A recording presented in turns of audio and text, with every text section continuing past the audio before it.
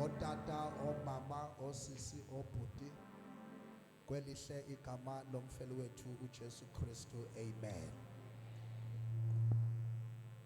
Siyabulisa kakhulu baba umfundisi ubekwa, baba umfundisi uMngomezulu, baba uMtungwa lapha. Cela basibaqhubele izandla kakhulu ngegama likaYesu. Amen. Sibulise abasihlabelelelayo osilalela insimbi, siyabulisa egameni likaJesu Kristu. Media team yethu siyayibulisa. Ngiyacela ke shaya izandla zethu kakhulu, shayela uYesu. Amen. Izandla endizishayela uJesu zincane Mthatha. Bengithi sizoshaya izandla and scream tonight. Bengithi sizoscreama tonight in the name of Jesus. Come on, somebody shout! And they'll scream ngegama likaYesu.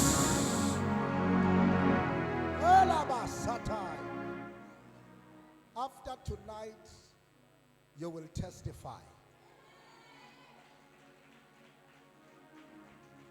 Bendizama ukuthi after tonight you will testify.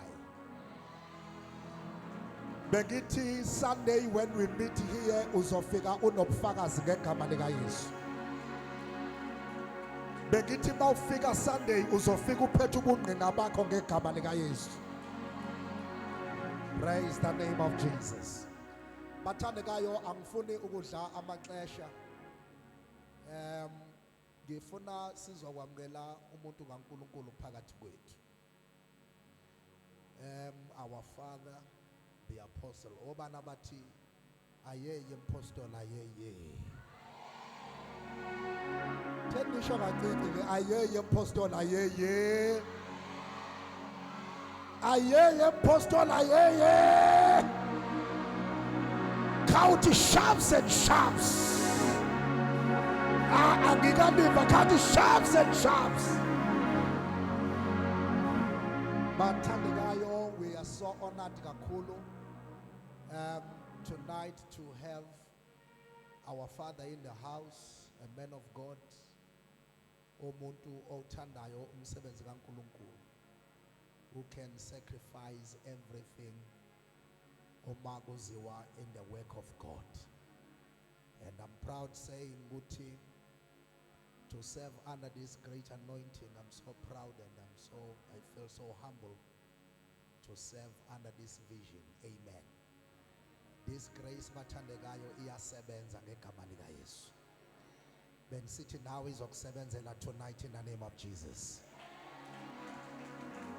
Ladies and gentlemen, tonight we are so honored again to have a vessel of God, the prophet, the teacher, the evangelist, the arbiter, the spearheader, the one who peruse in the realm of the spirit, the one also poshoza amadimon namhlanje namagqwirha.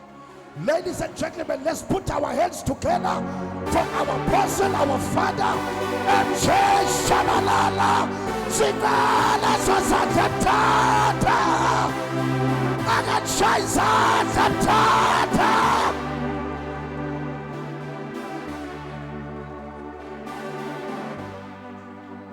Hallelujah, hallelujah, hallelujah, hallelujah, hallelujah. Disacela ukuzingxolo yasemthatha egameni lenkosi. Ake ngiqhubele uYesu ihlombe elikhulu. Ake ngiqhubele uMoya Ngcwele ihlombe elikhulu.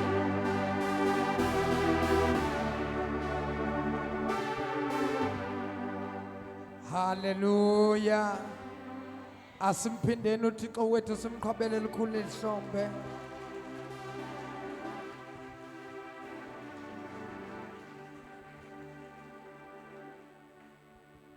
Amen.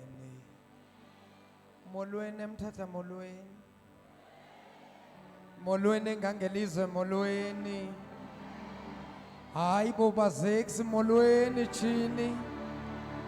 Ake niqhubele uYesu isandla esikhulu egameni lenkosi.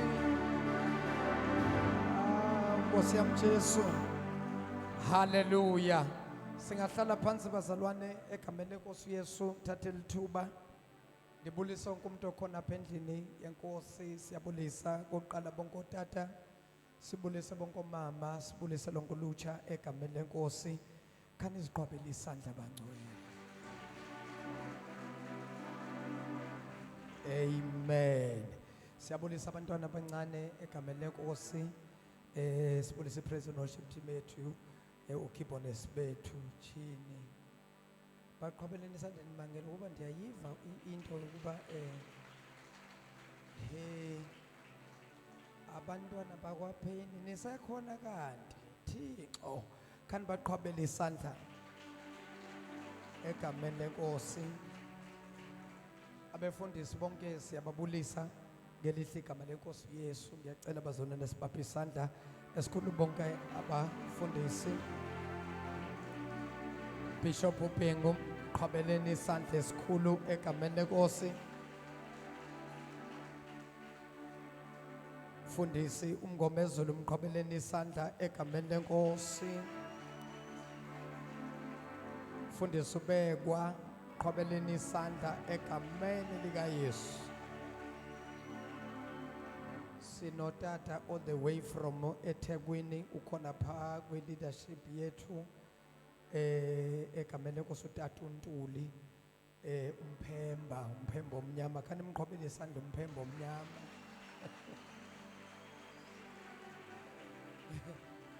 Amen. Bazalwane siyambulela kakhulu uThixo, andifuna ukumosha kwaxesha egameni lenkosi, ufuna ukungena ezindabeni but andithathe lithuba sibulela uThixo ngemvuselelo esibe nayo. Was it last week okanye last of last week? Was it last week? Ibinini imvuselelo o abanye abayazi shembe bangekho mani. Nina benikhona ibinini imvuselelo? Nanso kuyayiva ke into last of last week sibe nemvuselelo enamandla ngolumangaliso, ngendlela nje elumangaliso. uThixo usebenzile kakhulu ukuba ixesha belikhona besizawuvulela ababili abathathu sithi kubo khanibulela uThixo nisiphe ubungqina ke ninqinele uThixo ngento ayenzile ebomini benu. Kodwa ke siyathembisa ukuthi ke ngecawe sizawuvulela elo thuba egameni lenkosi uYesu. Kanimqhwabele isandla kakhulu uThixo egameni elingaphezu kwamagama. Siyambulela uThixo bazalwane, iqalile ke Eagle Mountain apha eMthatha egameni lenkosi ethu uYesu. Kuyaza kusolakala indawo. Siqalile bazalwane sikhona soba khona lapha kule ya Wednesday. Ngizawufuna ukuthi ndiyiconfirme nabazalwane balapha eMthatha ngangelizwe ukuthi Wednesday wethu sibe khona every Wednesday okanye sijampise 1 week, the second week sibe khona. Ndizayithetha ke nizawusho xa kuphuma ke inkonzo sendibuza kubantu ukuba ke ithi nifuna ukuthi ibe nini le ya Wednesday. Every Wednesday nizawu attenda every Wednesday. Bathule ngapha ndiyazi bayithini into. Yabathule ngapha makhulu ithini into nathula namhlanje. Every Wednesday.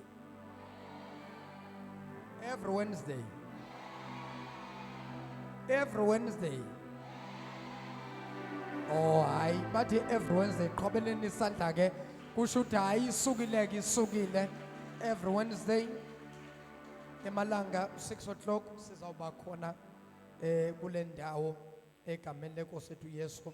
Mina benizawuba khona every fortnight jampisi Wednesday A1, but because bathi abantu baseMthatha every Wednesday kusho ukuthi Wednesday yesibili izawuthwala yibo. Itikiti lam le-flight okanye petrol xa ndidrayive uzawubethwa ndini. Mina ndizazibethela lo wam Wednesday bendizawuza ngayo. Akhange ndimuve ku-amen kwelo. Bensitsho ukuba mna benizawukwazi ukuza every Wednesday ndijampise 1 week kwiveki lesibili ndize. So nina nithi every Wednesday. Xa nisithi nina every Wednesday, kusho ukuthi lo Wednesday wesibili uzawuthwalwa yini? Oh, hayi ke mos ku-right apha eMthatha. Hayi ndizawubhabha emoyeni kwezinye iintsuku ndidrive ndizawubona ukuba yiphi. But ke xa nifuna ukuthi utata uChapsa abe khona every Wednesday, usho ukuthi ke lenye Wednesday nizawuthi tata nayi eyakho eyetikiti.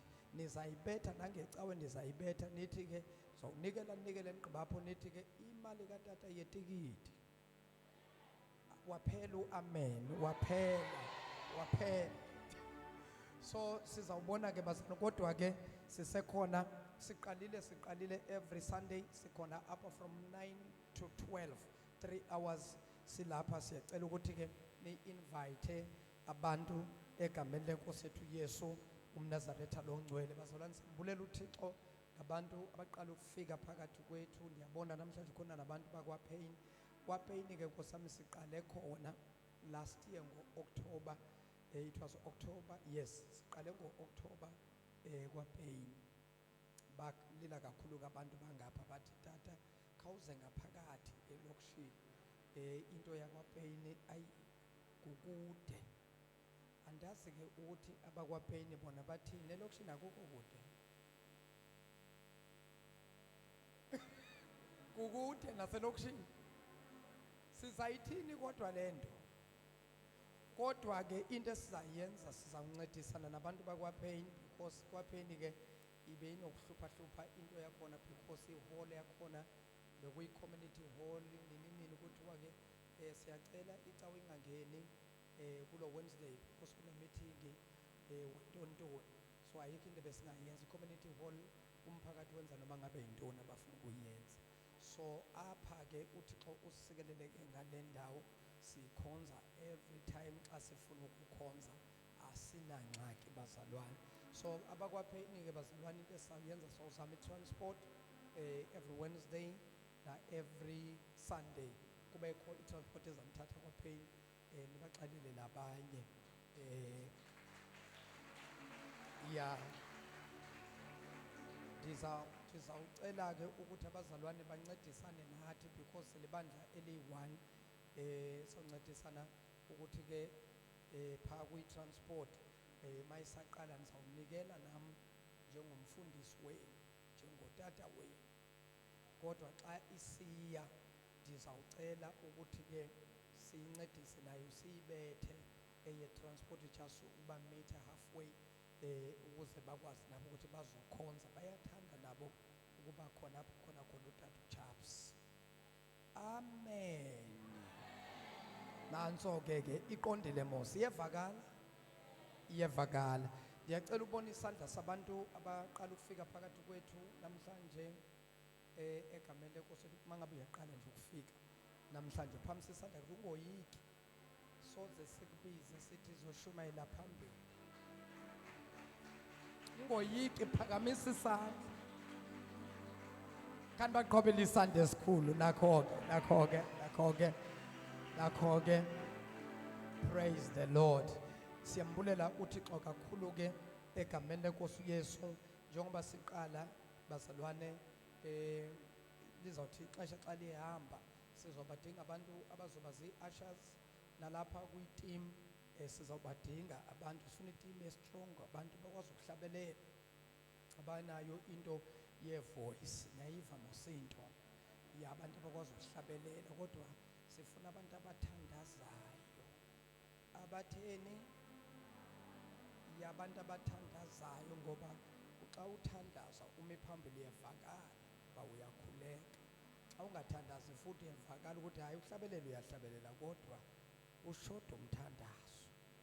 Hayi na ungaqina apha emthandazweni uzawukhwalify ukuba apha ayibongwe inkosi.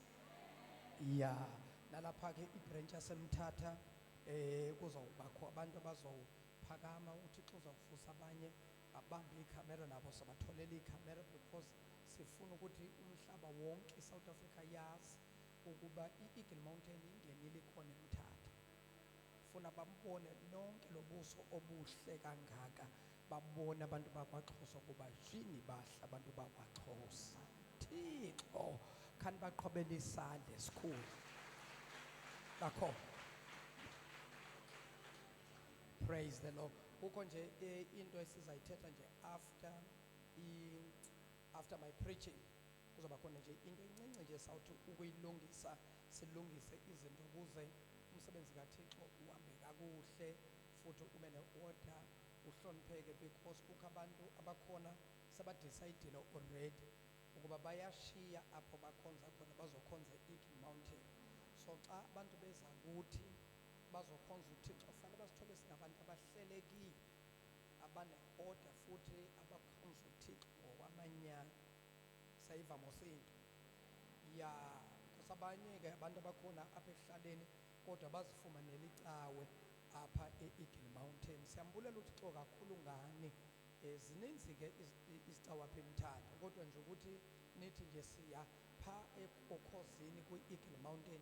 Siyambulela uThixo kakhulu bazalwane, yaba yinhle into nathi, iyasipha amandla nomdla wokuthi-ke siloku siza ebantwini baseMthatha. Kaloku sesaya mosePasikeni, ayikatshentshi indaba yasePasikeni, ayikatshentshi.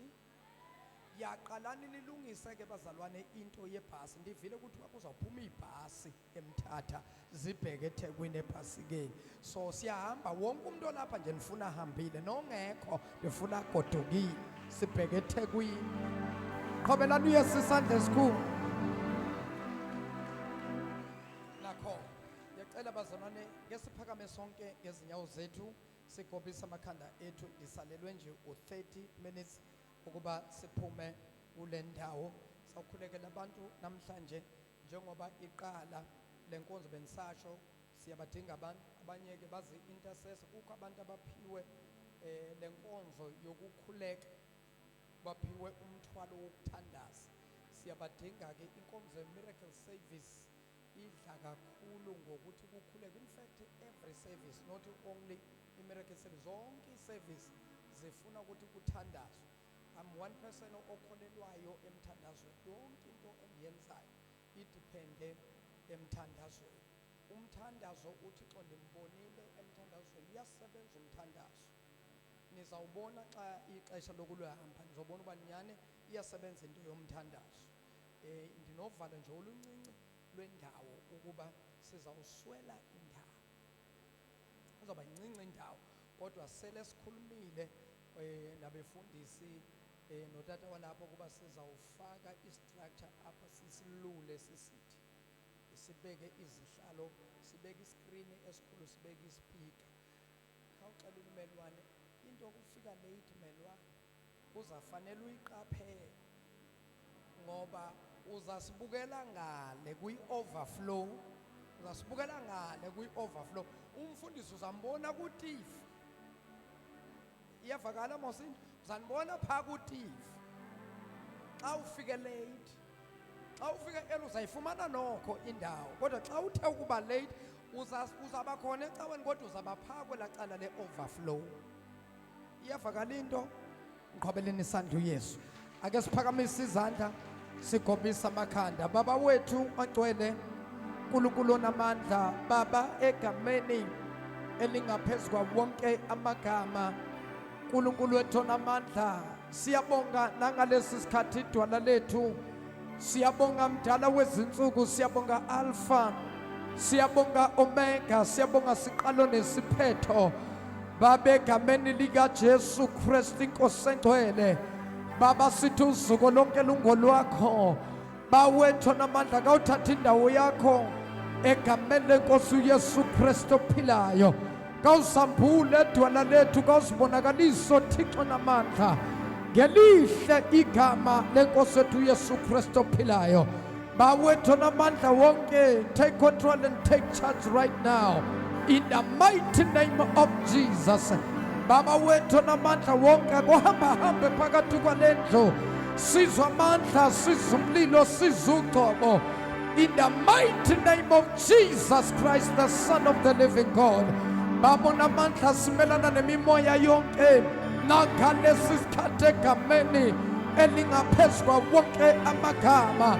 Igama esithi masilibiza kuthuthumela amadimoni, ncibilika izifo kubola yonke imithi yabathakathi, kubola yonke imithi yabaloyi, babegameni likaJesu umNazaretha ongcwele. Kothatha indawo yakho, uthinte loya, uthinte naloya, uthinte naloya, uthinte naloya, uthinte naloya, uthinte naloya, uthinte naloya osekhaya, uthinte naloya, in Jesus' mighty name. Baba wethu namandla, we bless you. Father, we worship you. Father, we give you glory. Father, we give you honor in Jesus' mighty name. Kasimqhobele isandla esikhulu. We give you all honor and glory. We worship you. You are worthy. We give you all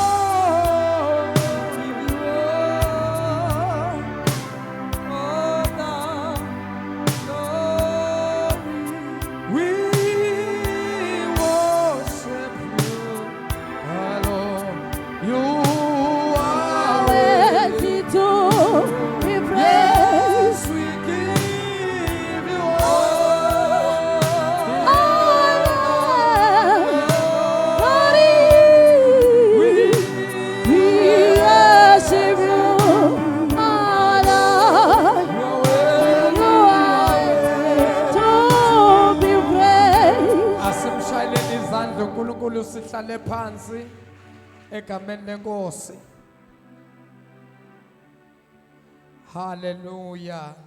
Ngiyacela bazalwane sithole izwi lenkosi kwincwadi kaJohn noma incwadi kaYohane, ivangeli kaYohane, ichapter 5.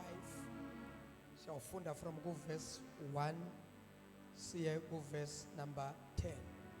John chapter 5, the book of John. John chapter 5 verse 1 to verse number 10.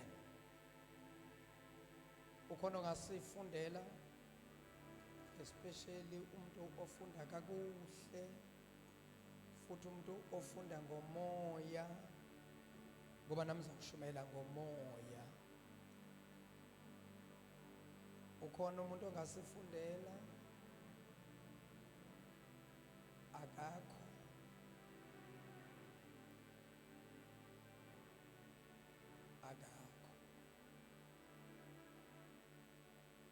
Nalapha akakho ngifunda. Umuntu nje okwazi ufunda nimnikeze Nkosi yami. Mnikeni shesha mfowethu yedla. Umnike afunde. John chapter 5 verse John Yes. chapter 5 verse 1 to verse 10. Ukuphiliswa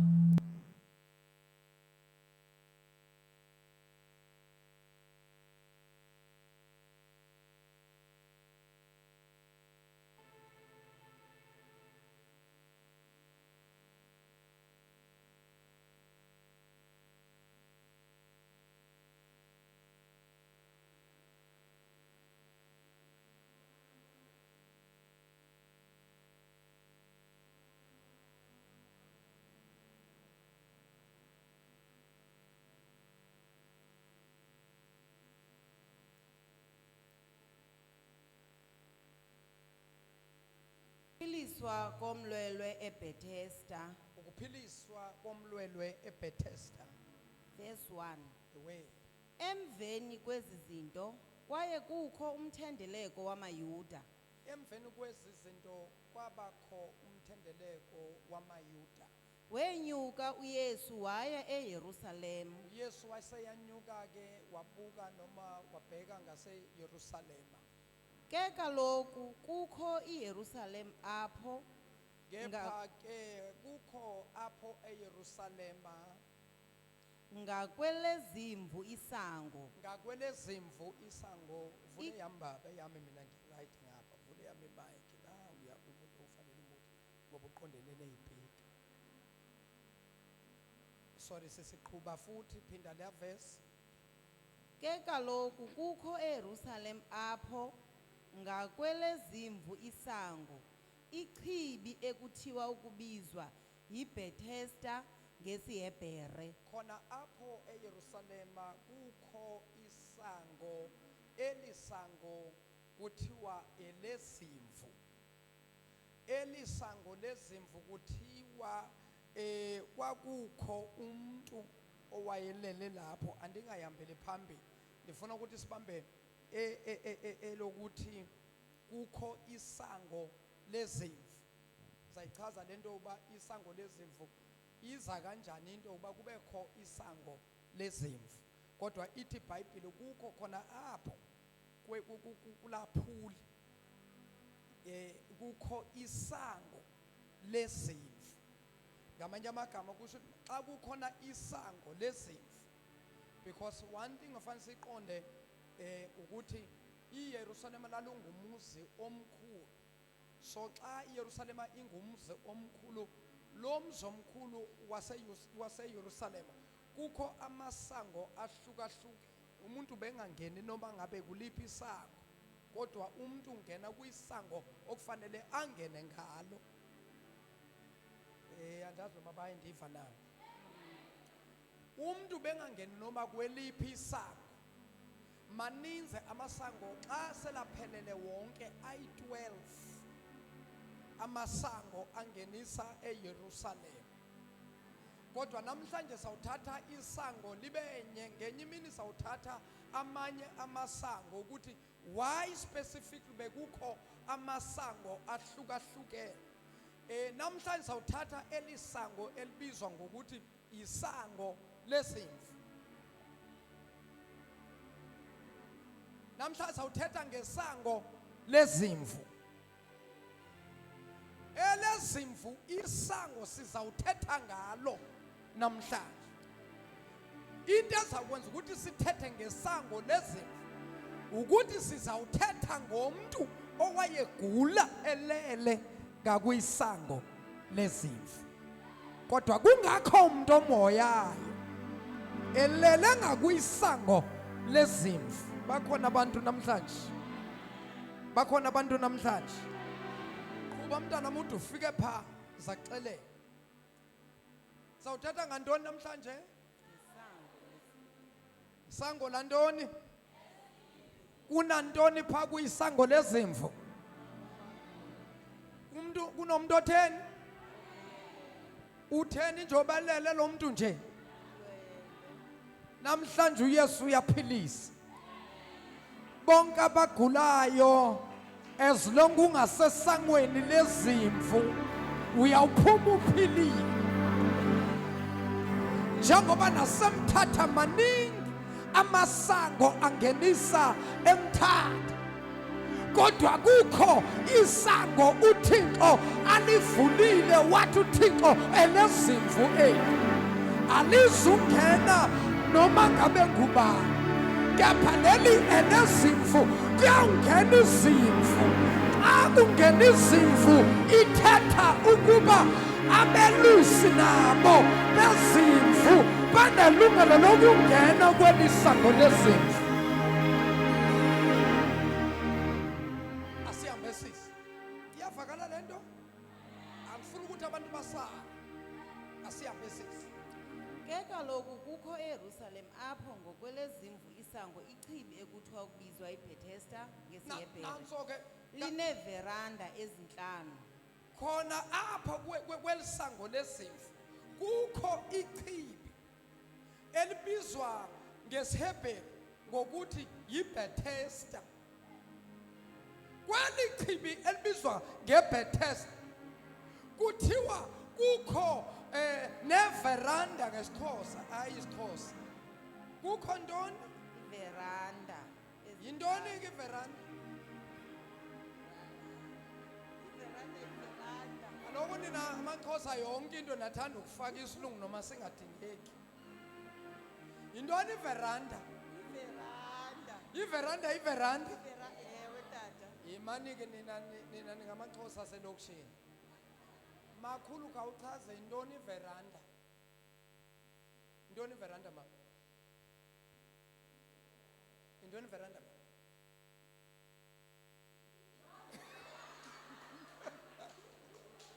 Okay. Imake makhulu.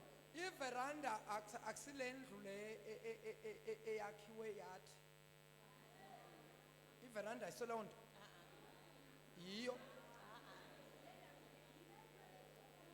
Xa izawuba ingxaki ke lento xa kuzawuhluleka amaXhosa ukuchaza into yeveranda. Uba umuntu uzayiva njani? Yintoni iveranda?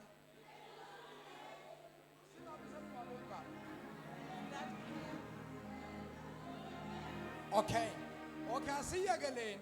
Iveranda iveranda. Okay, fine. Kuba ke kukho ke kwelisango lezimvu. Iveranda ezingaki? Ezinhlanu. Now, ndifuna ukuthi from verse 1 unotice kukho izinto uYohana lokazibala, because kaloku uYohana usipha isithombe sento ebisenzeka. Now, usipha into yokuba kwelisango eliseduze nalaphuli ebizwa ngokuthi yiBethesda. Eduze kwakhona kukho iveranda zinhlanu. Kuthethwa ngesango lezimvu, kuthethwa ngomuntu ogulayo, kuthethwa ngephuli ebizwa ngokuthi yiBethesda. NgesiHebheru xa beyihumsha bathi it's a Bethesda pool, the pool of Bethesda. Kule pool yaseBethesda kukho iveranda ezinhlanu. Yonke into iyabalwa ende kukho into efihlekile esizayembula namhlanje, because uThixo akakwazi ukwenza into singakaqondi izibhalo. uThixo xa uzawusebenza, uThixo fanele siqonde izibhalo, because kukho izinto uThixo angeke azibhale zibekwe, kodwa zizawubhalwa kodwa zifihleke. Kodwa abanomoya kaThixo abahamba noThixo bazayambula imfihlakalo, bese siyangena edumisweni, bese siyaphila thina sigulayo, bese siyakhululeka thina siboshiwe, bese siyavuleka izingcango kwaba engcango zabo zivaliwe. Kawuthinta ababili abathathu uthi Thixo yenzinto namhlanje, yenzinto mama. Asambe mntana sawuzesifika. Kwakulele kuzo inkitha eninzi yemilwelwe. Kwakulele phaa kulaa phuli yaseBethesda. Kwakulele ntoni? Inkitha yemilwelwe. Etheni? Yemilwelwe. Kwakulele phaa inkitha yemilwelwe. Kusho ukuthi kwakunabantu abaningi abagulayo abanezifo ezahlukahlukene. Dasibethe isikhosi. Dasibethe isikhosi. Hayi yiyo chaps, yiyo. Khawuthi qhuba chaps, qhuba chaps, qhuba chaps. Uza kakuhle. Kwakulela inkitha eninzi phaa, bayagula abantu, balela kwelichibi elibizwa ngokuthi yiBethesda. NgesiHebheru xa libizwa kuthiwa the pool of Bethesda. Now iBhayibhile kuyinkitha iyayileli phaa, kukho umuntu oyi-one noma umuntu oyedwa okuthethwa ngayo. Siyafika kulo muntu. Asihambe mntana mkhawuleza. Imfama, iziqhwala, abome umzimba. Hayi sukhithi.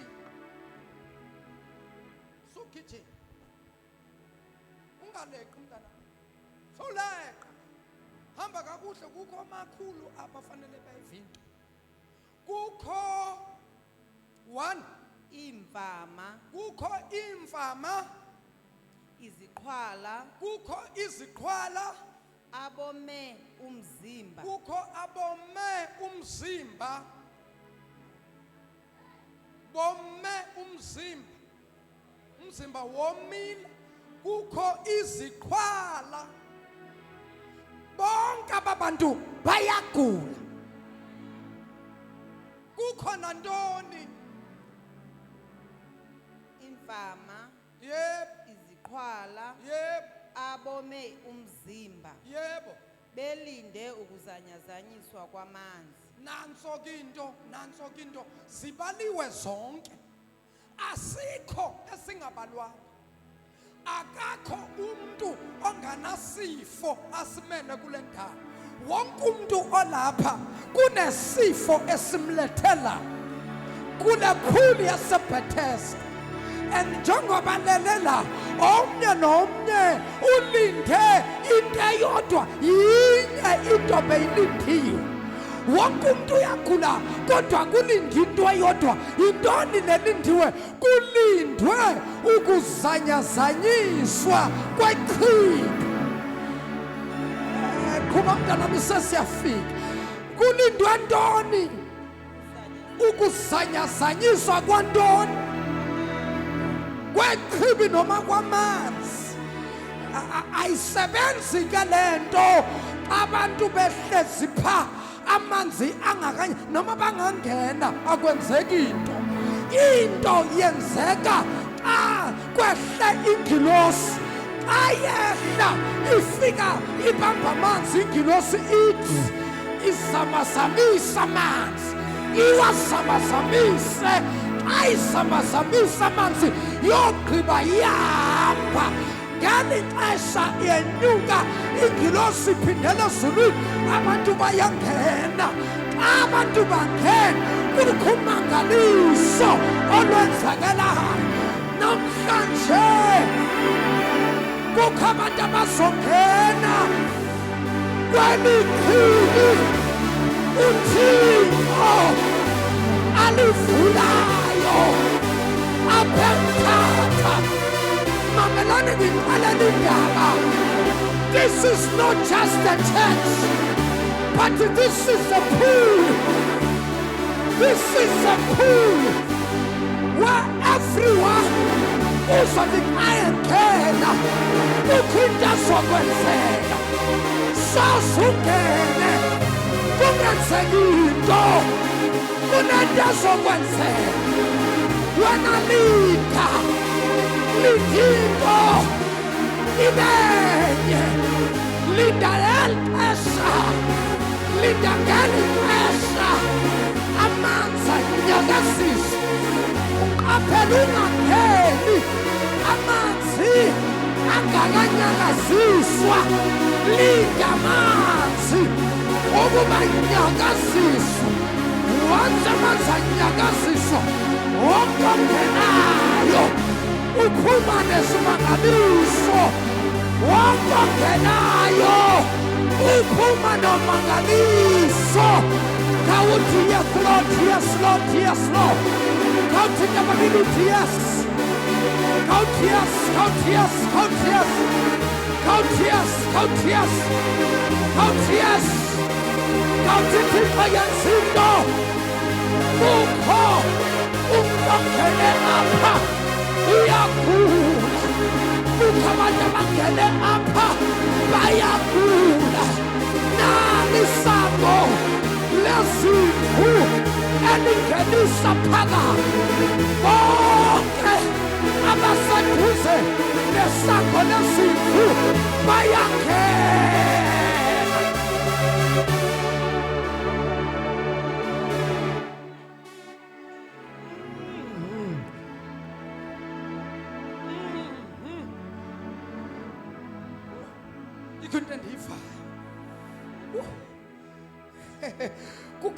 Kunento endiyivayo iyeza lento kwangathi iyaduduma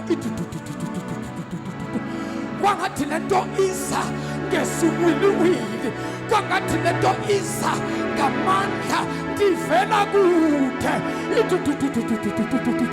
kukho izindonga ezizawushabalala kukho izindonga ezizawubhidlika kukho izibopho ezizawuphasuka kukho izingqapho ezizawufuneka hey kukho izifo ezizawuphiliswa ziyasala kule phuli yaseBethesda baphuma abantu bephilile bengenanto baphila abantu baphila abantu baphila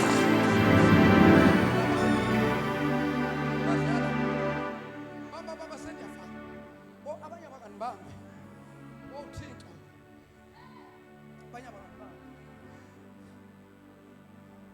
asambe mntana emgqibezela ndifuna ukuva into yalomfo ukuba ithini iphelela phi sesiyathandaza Thixo sesiyobeka isandla kuba isithunywa sezulu ngaxesha lithile besisihla singene echibini siwagxobhagxobhe amanzi lowo ngoko ubethe angene tanci emva kokugxojwagxojwa kamanzi ubephila nakusiphi na isifo abebanjwe siso ozawungena xa kutheni ozawungena xa kutheni hayi anivanga ozawungena xa kutheni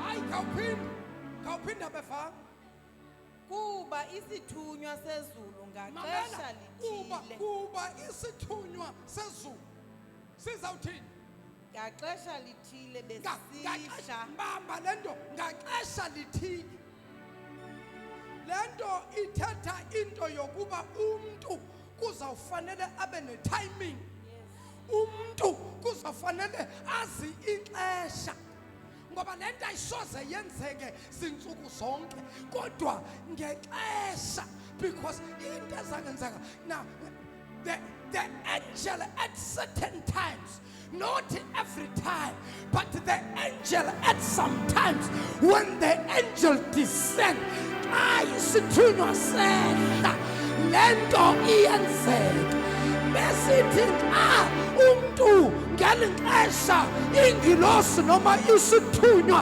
singenile xa isithunywa sinyuka lo muntu uzawungena after isithunywa sinyukile saya phezulu kunento ezokwenzeka kulozongena indaba isemtheni isithunywa xa sinyuka samayi bazalwane ma hey lento uThixo uyimise kanje abaphansi abahlezi phansi kwiphuni bayagula kukhona osuka ezulwini uphethe impiniso lo wosana maha lona uphethe impiniso lona uphethe impethiwa ngabantu lona uphethe into ezawuphilisa abantu lona uphethe into ezawukhulula abantu kodwa yena usuka ezulwini akugulwa ezulwini kuyaphila usuka nentambiso kaThixo usuka namandla kaThixo uza kubantu abagulayo ayefika kubo kuyawufanele bavulame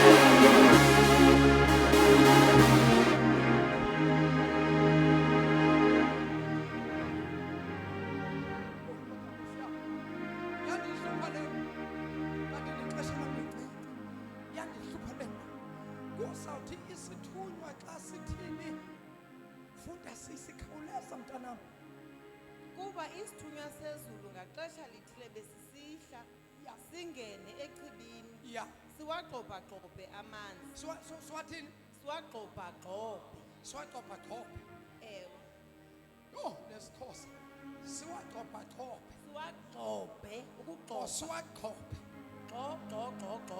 siwagxobhagxobhe isithunywa sona sizawugxobhagxobha amanzi umsebenzi wesithunywa ukugxobhagxobha amanzi umsebenzi wabalele ephulini ukungena after isithunywa sasigxobhagxobhe hayi ndiyayithanda le ake sigxobhagxobhe isithunywa sikaThixo bantu baseMthatha ndithunyiwe nguThixo ukuzogxobhagxobha amanzi andimi ozawuphilisa abantu hayi anointing ozakhulula abantu awamsebenzi ukukhopha amanzi bese kuthi bonke abagulayo abengena apha kokuba amanzi atheni akhophiwe kunomangaliso oluzokwenzeka. Somebody say yes, Lord. Somebody say yes. Somebody say yes, Lord. Somebody say tonight is tonight. Tonight is tonight. Utimelwane kukhena mina namhlanje. Kukhena mina namhlanje. Hey! Diyakhena.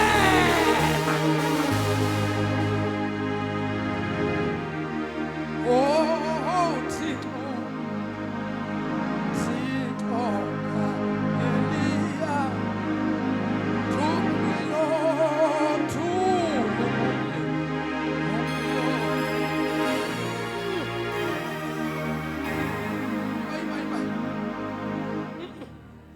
Yayibona andibambe le nto ayizuphela. Andibambe le nto ayizuphela. Hayi bantu basemthatha ayizuphela le nto. Bantu basenkangetho ayizuphela le nto. Ayizuphela le nto. Ayizuphela le nto. Wayingazuphela le nto ngoba le nto unjenje nje ulele echibini nje kukho umuntu obehind into yakho yokulala kule ndawo kuyo.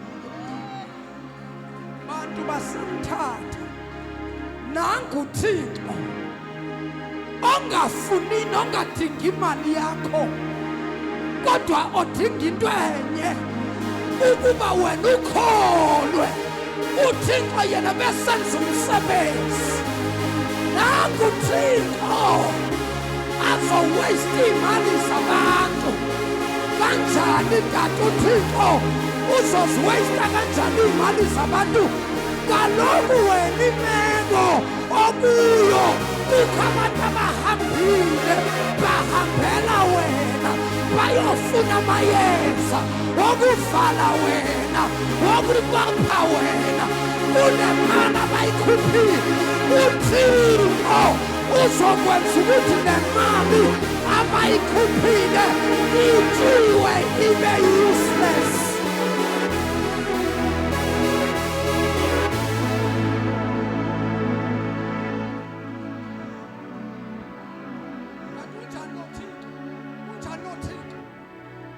Keeping thousands bahambela abantu uThixo xa befika kuye abaphilise mahala kanti Thixo unjani wena? Abantu balahlekelwa zii-thousands bakhwele baye komhlaba uyalingana, bakhwele baye koSwaziland, bakhwele baye koMozambique, bakhwele kwashona eMalawi, bakhona bashona koNigeria. Kodwa uThixo eMthatha uthi ngizawuzisa ichibi ngasesangweni lezimvu. Bonke abayongena ngale sango kuzokwenzeka umangaliso. Hey!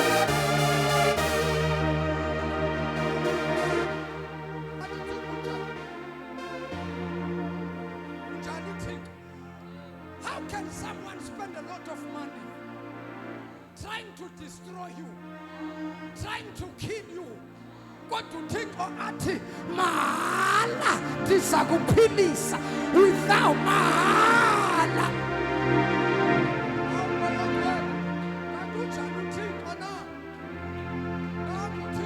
Azawubukisa ngabathakathi, nangu Thixo azawubukisa ngamagqwirha. Amagqwirha afuna ukukubulala, afuna ukukonzakalisa. Nangu Thixo awathela ngehlazo. Nangu Thixo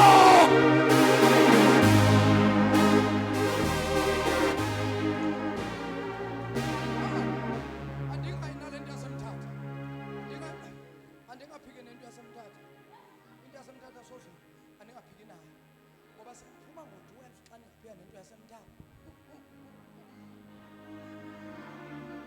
Uma ngo-12 apha xa ndingaphenda entalapha eMthatha sawuphuma u-12 kaloku ufuna ukhulula abantu ngomso, abanye bayaphangela, abanye bayasikoleni. Into nje ehlupha umoya wam okoko ndifikile kulo msi ndathunywa nguThixo andizizelanga. Hayi, andizizelanga, ndathunywa nguThixo. Ndibuya kwi-celebration uSeptember, ndathi ndidrayiva ndisuka eMhlathuze ndisendleleni, wathi uThixo, now that you are done ne-celebration, ucelebrate kwaba kuhle kwamani, wathi uThixo ndiyakuthuma ahambe eMthatha. Ndathi hayi bo Thixo, nini wathi uThixo, mamela ungabusamosha xesha, hambe eMthatha. Ndambuza kuThixo uba ndizawuthini ukuya eMthatha ndinganasenti, ndingananto. Wathi uThixo, hey, andikuthuma sukhangela ukuba unantoni, hamba.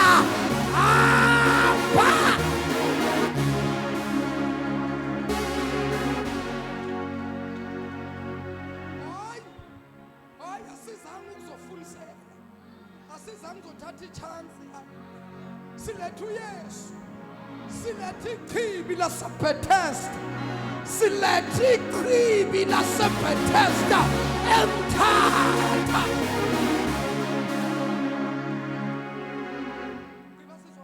Andisafuna uthetha kwanto, uzofike pha ndizawubeka ndibekile. Kaloku nawe ufunde ngokukhawuleza ukuze ndingakwazi ukususa lo mnwe. Ke kaloku bekukho umntu uthile apho ukwiminyaka 38 engumlwelwe. uYesu embona lowo elele, esazi ukuba usele nexesha elikhulu enjalo.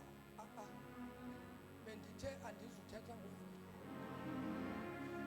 Iyandithethisa le nto yokuba uYesu esazi.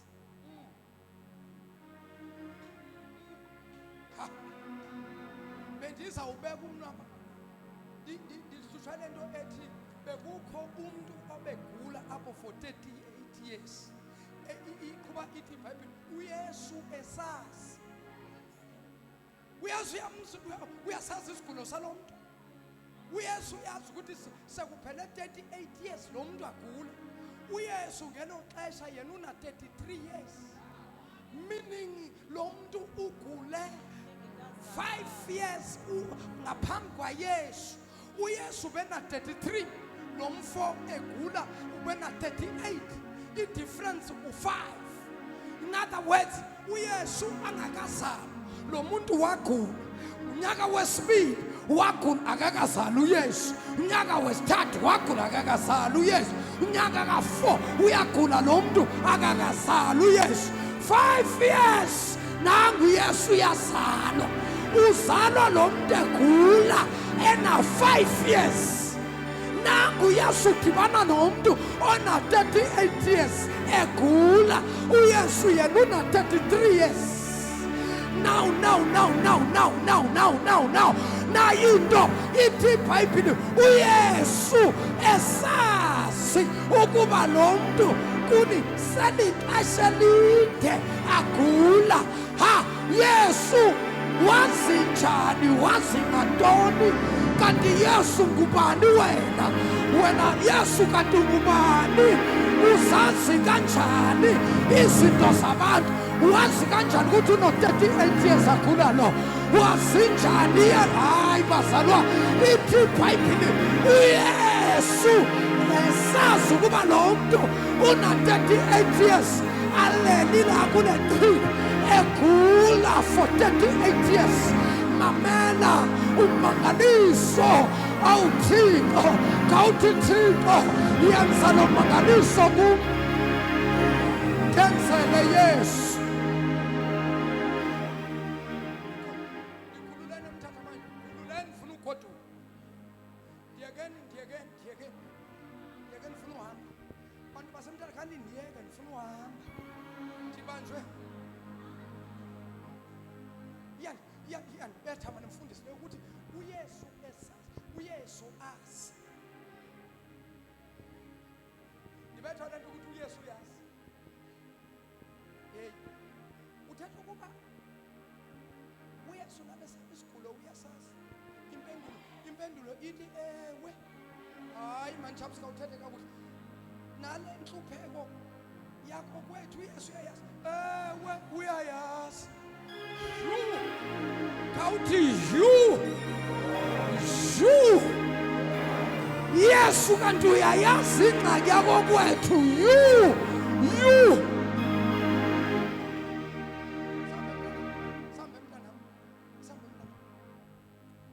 uYesu uthi kuye, uyakufuna na ukuphila? Waphendula umlwelwe wathi, Nkosi, andinamntu wokuthi xa ethe agxothwa amanzi andiphose echibini. Kuthi ke ndakubona ukuba mna ndiyaya ndiphangelwe ngomnye ukuhla. Athi uYesu kuye, vuka uthabathe ukhukho lwakho uhambe. Usuke kwa oko waphila umntu, waluthabatha ukhukho lwakhe wahamba. Hlala phansi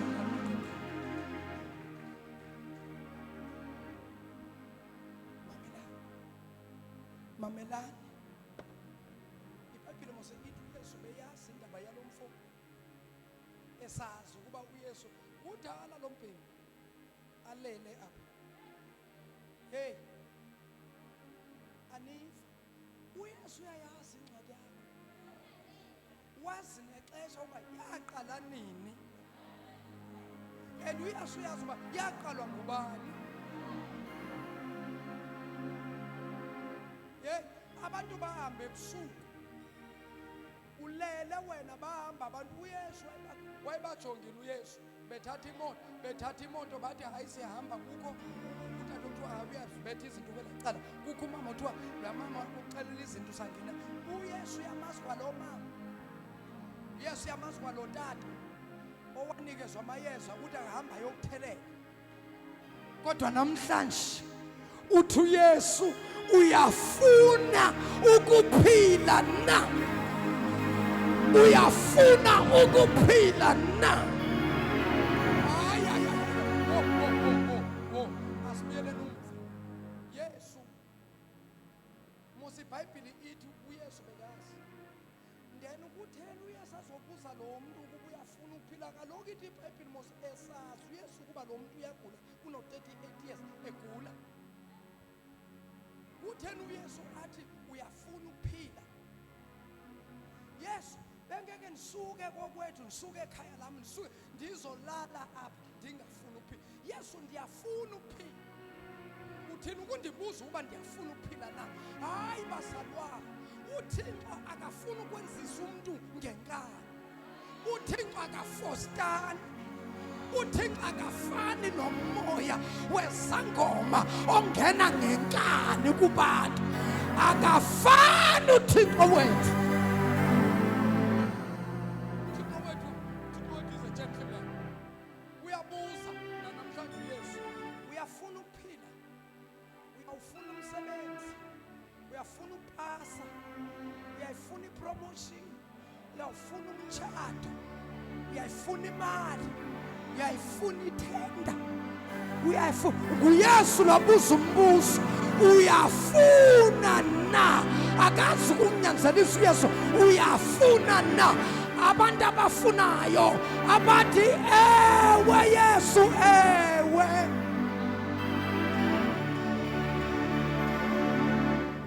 uYesu ufuna ukusibonisa something ukuthi how simple.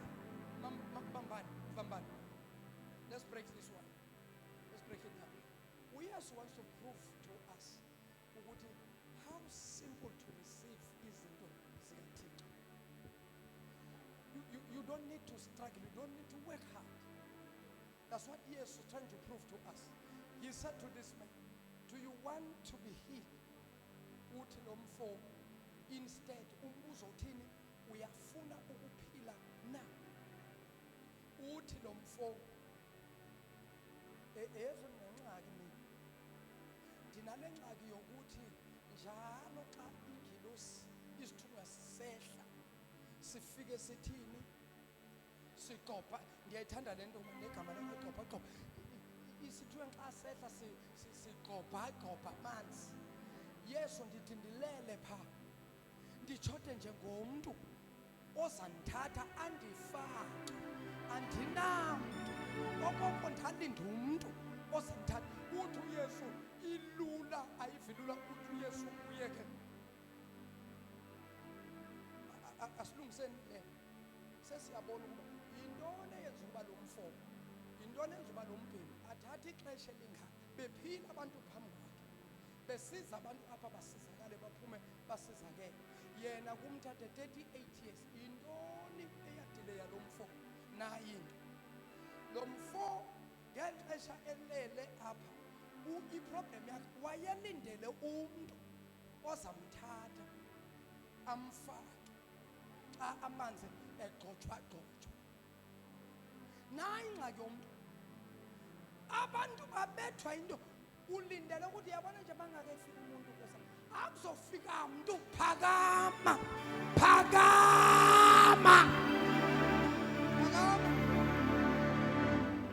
uthi uYesu lo mfo iquestion ithi uyafuna ukuphila na impendulo befanele ithi period into yokuthi akho umuntu othini ubalani uyeza akayifuni yonke leyo ufuna into enye uyafuna ukuphila na uyafuna ukuphila na uyawufuna umsebenzi na uyafuna ukukhululeka na uyafuna ukuphuma ezingxakini na uyafuna ukuphuma enhlungwini na phakama uthi uYesu phakama uthathe uhlaka lakho uhambe sekwenzakele thatha lento beyikusinda waphakama lo mfo wathatha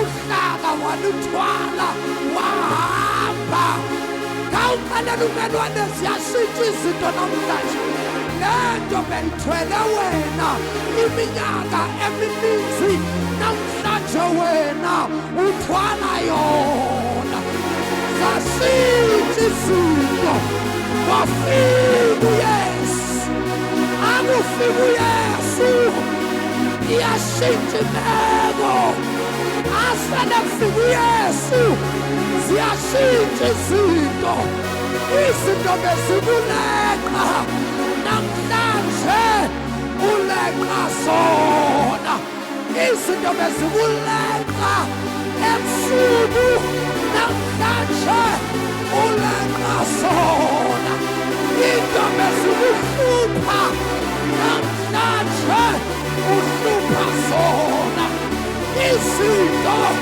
bezibubambile namhlanje ubamba zona hey hey hey hey nangu Yesu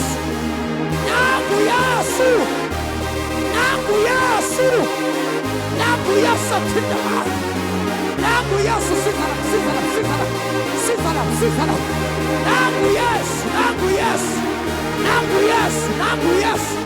nangu Yesu sana fiki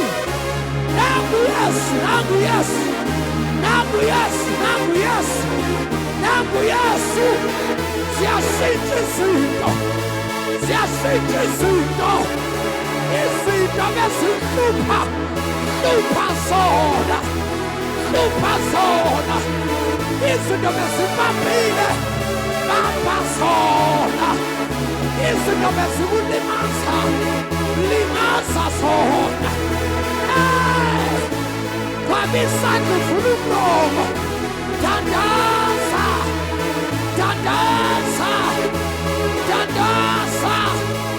sikhathapaya siphokosota rabesanta rondo bokosa ila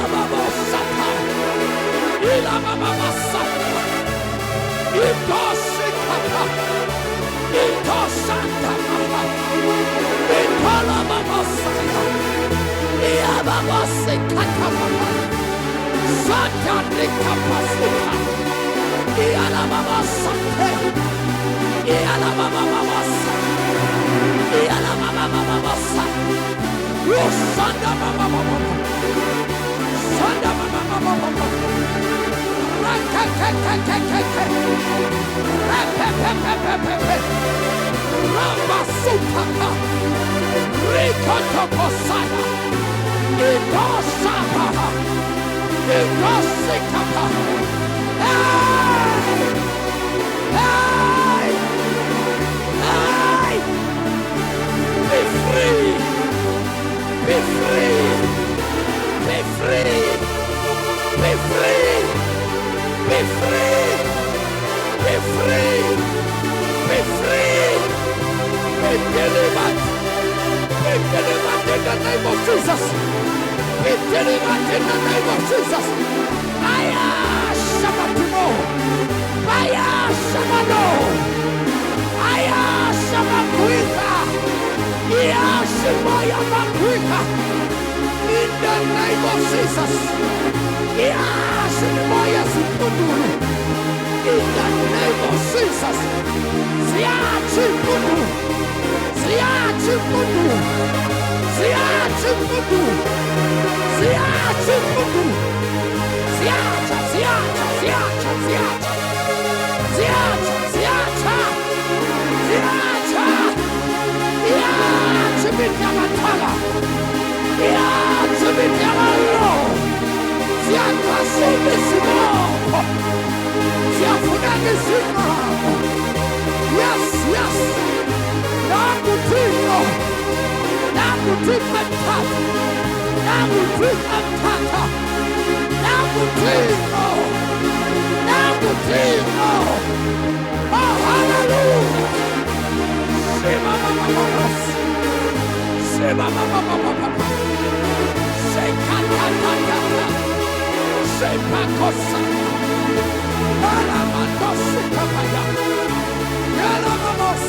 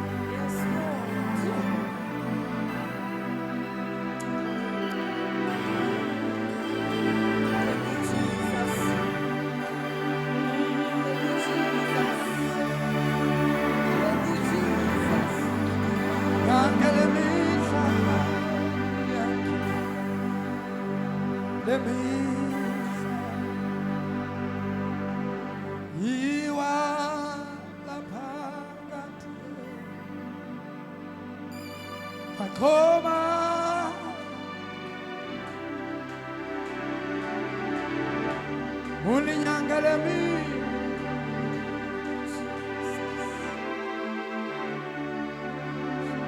nyangele mihla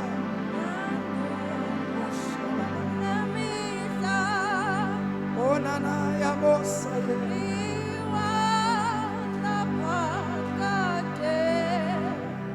makhoba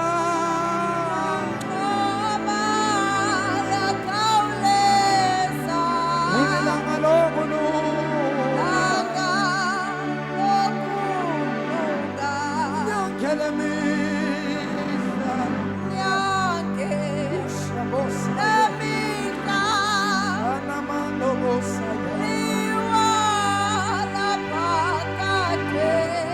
makhoba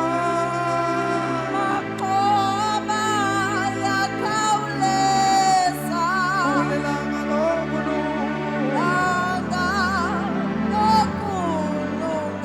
asimqhabele isandla esikhulu Yesu asimqhabeleni kakhulu umoya ngcwele uqhobe isandla sakho ubulela uThixo akube lowo nalowo wabulela uThixo phambi kokuba kubeka isandla phezu kwabantwana bakaThixo. Thank you, Jesus.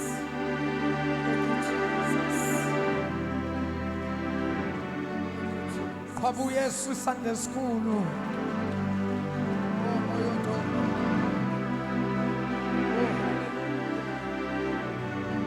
Mighty Jesus. Ndiyobeka isandla phezu kwawo wonke umuntu okhona apha eholweni. Kaniqhobele uYesu. Oh, shabas.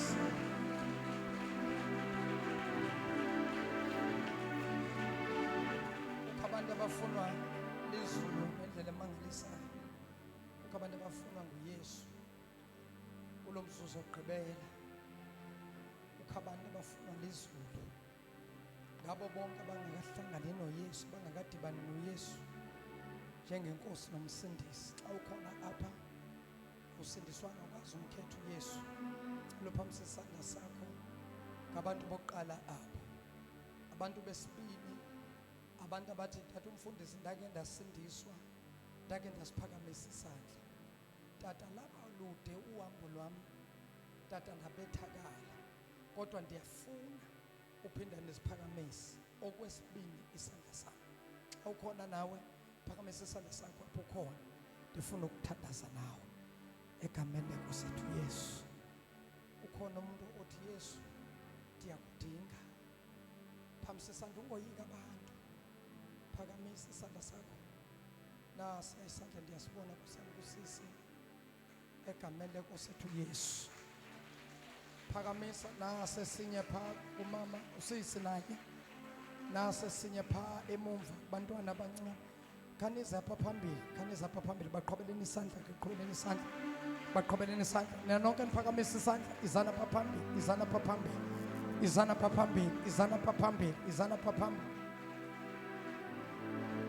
Qhobani isandla esikhulu. Qhobelani uYesu isandla esikhulu. Oh, Nkosi yami Thixo.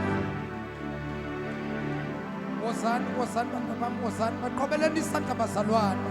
Bakhetha kahle, bakhetha kahle, bakhetha kahle. Amen. Naze nakhetha kahle. Khetha kakuhle. Khetha uYesu kuyo yonke into, kuzo zonke i-decisions bakho, sonke izinqumo ke wasithatha ebomini bakho. Asikho esibaluleke njengesi. Phakamisana isandla.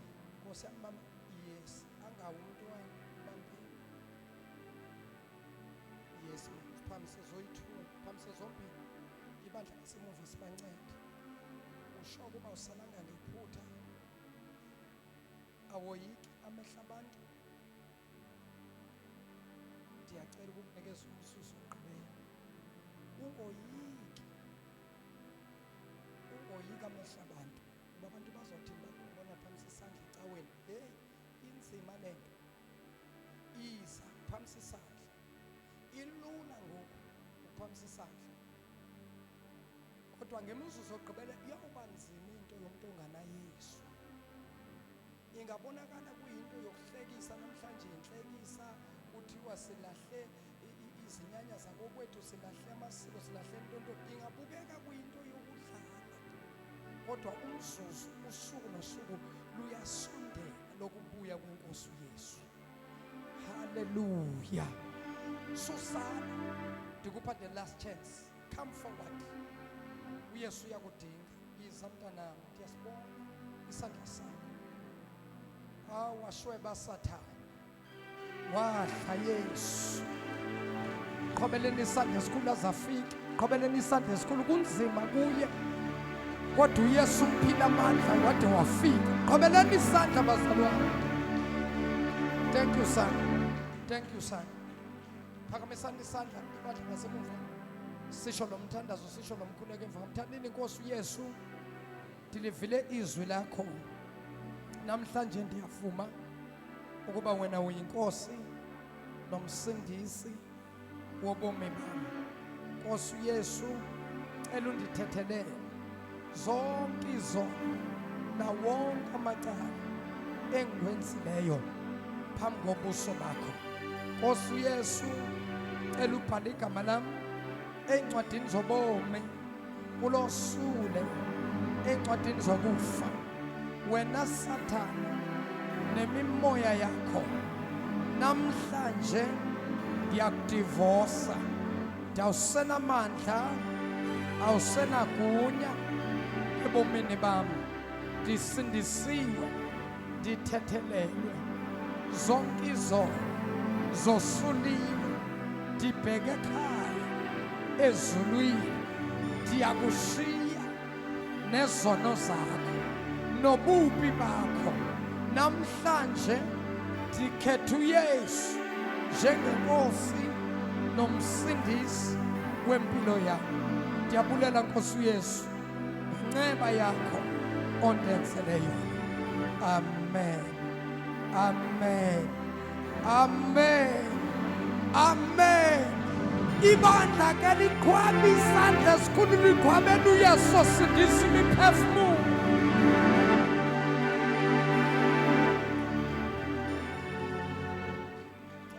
Isandla uThixo akusikelele nyana, uThixo akusikelele mama ngegama lenkosi ethu Yesu, uThixo akusikelele mntanami ngegama lenkosi, uThixo akusikelele mntanami ngegama likaYesu, uThixo akusikelele mama ngegama likaYesu, uThixo akusikelele mntanami ngegama likaYesu, uThixo akusikelele mntanami in Jesus name.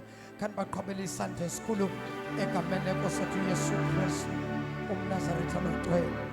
Ndifuna ukubeka bonke abantu abakhona isandla egama ecela ilayini zibe yi-2. Niyazi mos indlela esenza ngayo, abanye bazovela kweli caleni ngapha, abanye bavele ngapha, sidibane apha. Wonke umuntu uzawuzapha egameni lenkosi ethu Yesu. Sizawusala sesiza neminikelo yethu, sisale sesibeke, kodwa kwangoku kufuna ubeka abantu isandla, ulungise nomnikelo wakho. Othi na umnikelo wami namhlanje, uthi uYesu uyafuna ukusinda na? Impendulo ithi kani mqhabele isandla esikhulu.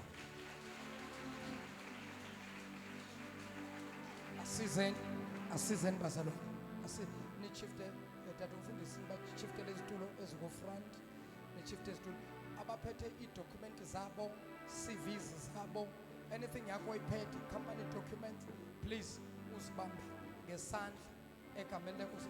Xa ndigqiba ubeka isandla, uzawushiya umnikelo wakho lobo nako. Abanye velani ngapha mama, abanye velani ngapha, abanye velani ngapha. Uzobeka umnikelo wakho loko nako. Ya ashas nisize apha, sisidedisa sesihlehlisa izihlalo eziphindisele emva. Glory to Jesus. Hallelujah. Sinikaneni nje ithuba. Xa nigqiba ubeka isandla wena ushiya umnikelo wakho. Kuba bonke abasibukele emakhaya, it's a giving time, it's an offering time. Nawe tshala imbewu yakho under this anointing, under this power, uzobona umangaliso lukaThixo lwehlela phezu kwakho. Kasiphakamisa isandla thina sonke. Bawethu ongcwele egameni lenkosi ethu Yesu Kristu ophilayo, sendiyobeka isandla phezu kwabantwana bakho. Thixo wethu onamandla, egameni lenkosi ethu Yesu siyathandaza. As I'm going to lay my hands upon your people, Father, in the name of Jesus, minister deliverance, ministering healing in the mighty name of Jesus. Lord, I pray that you anoint my hands in the mighty name of Jesus. You hide me under the precious blood In Jesus' mighty blessed name. Qhubeleni isandla esikhulu. God bless you. God bless you. That uThixo akusikelele egameni lenkosi. uThixo akusikelele in the mighty name of Jesus. uThixo akusikelele my brother egameni lenkosi. uThixo akusikelele mntanami in the name of Jesus. Singahlabelela praise and worship team egameni lenkosi. Dumise njalo, dumise njalo,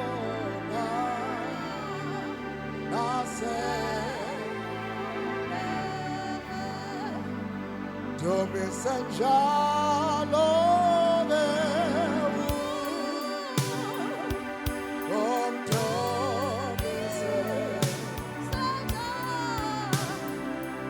Sanjalo Jesu